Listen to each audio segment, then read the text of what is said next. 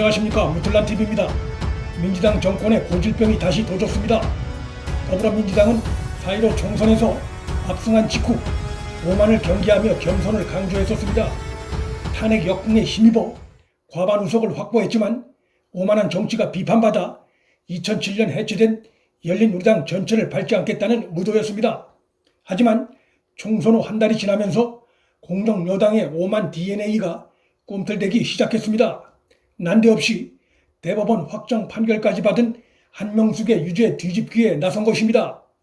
재심을 청구할 만한 특별한 사유가 드러나지 않았다는 점에서 177석의 거대 의석 정당이란 오만 외에 다른 이유를 찾기가 어렵습니다.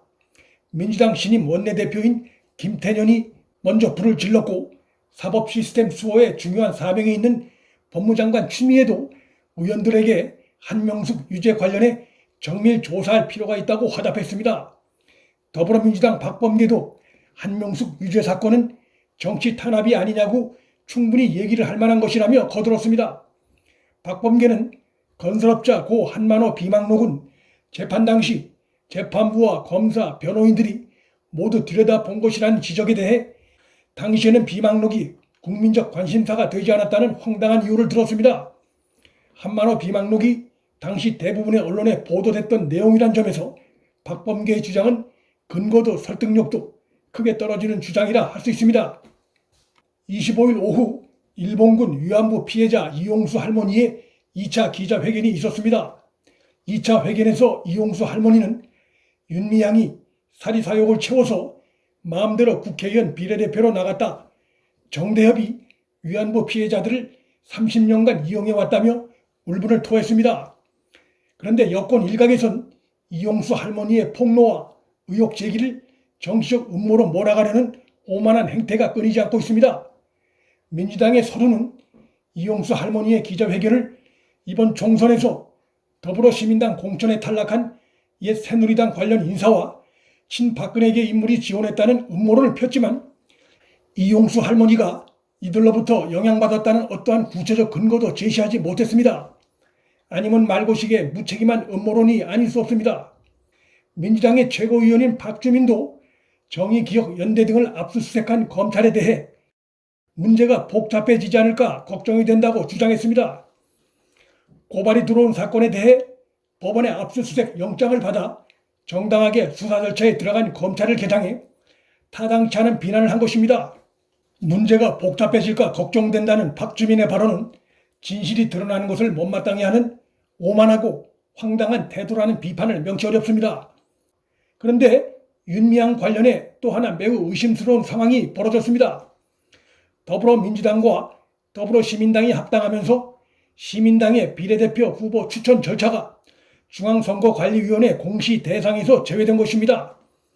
윤미향 등 더불어시민당 출신 당선자들이 논란을 빚고 있는 상황에서 이들을 뽑은 당내 추천 절차가 베일 속에 감춰지게 됐습니다. 비례 후보를 뽑는 절차를 공시하지 않는 것은 국민의 알 권리 침해라는 지적이 나옵니다. 25일 일부 언론들 취재 결과 중앙선거관리위원회 홈페이지에서 시민당 비례대표 후보 추천 절차가 공시 대상에서 제외된 것이 드러났습니다. 선관위는 공직선거법 47조에 따라 각 정당별 비례대표 후보 추천 절차를 홈페이지에 공시해야 합니다.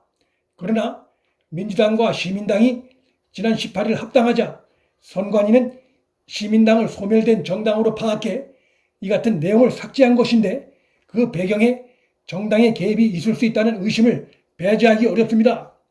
이로써 최근 논란을 빚은 윤미향, 양정숙 등 민주당 당선자를 비롯한 시민당 출신 인사들의 공천 과정은 베일 속에 감춰지게 됐습니다.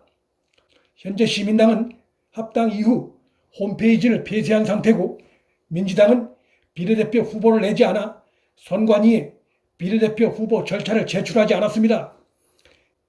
집권 세력의 이 같은 행태는 윤미향 등의 추천 과정을 숨기려 한다는 의심을 사기에 충분합니다. 이 역시 집권당의 국민을 무시하는 오만한 태도가 아닐 수 없습니다. 민주당의 서른은 25일 1987년 대한항공 858기 폭파 테러 사건에 대한 재검증 필요성을 시사했습니다.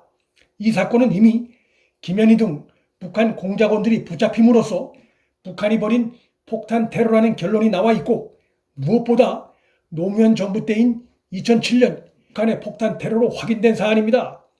서류는 노무현 정부 시기인 2007년 당시만 하더라도 전두환 노태우 정권이 갖고 있는 여력이 있던 상태였기 때문에 여러 곳에서 크게 작용됐을 거라고 본다며 황당한 주장을 폈습니다. 노무현 정부 마지막 해에 이루어진 조사조차도 그 전전 정부인 전두환 노태우 정부의 영향력으로 칼기 폭파 사건 조사가 제대로 이루어지지 않을 수 있다는 주장인 것입니다. 177석이란 거대 의석을 가지니 객관적 사실도 거짓으로 보이는 것인지 아니면 그렇게 만들 수 있다고 생각하는 것인지 통탄스러운 상황이 아닐 수 없습니다. 집권 여당의 대표인 이해찬은 노무현 11주기 추도식에서 노무현 재단과 민주당을 향한 검은 그림자는 좀처럼 거치지 않았다면서 많은 사람들이 모함을 받고 공작의 대상이 되고 있다. 끝이 없다. 참말로 징하다고 주장했습니다. 공작은 주로 권력의 칼자루를 잡은 측이 야당 측을 대상으로 하는 것입니다. 이해찬의 이 같은 발언은 현 정권 측의 불법과 비리를 겨냥한 수사를 해온 검찰을 겨냥한 불만과 177석을 가진 거대 여당 대표의 오만한 겁박성 발언으로 보는 것이 합리적인 추정일 것입니다. 더불어민주당은 열린 우리당의 실패를 되풀이하지 않겠다고 다짐했지만 벌써부터 과거의 전체를 밟을 조짐을 보이고 있습니다. 거대 의석을 가진 민주당 정권이 오만이란 고질병이 터져 제 무덤을 파기 시작한 양상입니다. 오만한 정치 세력엔 미래가 없다는 것이 한국 정치의 교훈입니다. 문틀란TV 여기서 마칩니다. 구독과 좋아요, 방송 공유는 방송 제작에 큰 힘이 됩니다. 시청해 주셔서 감사합니다.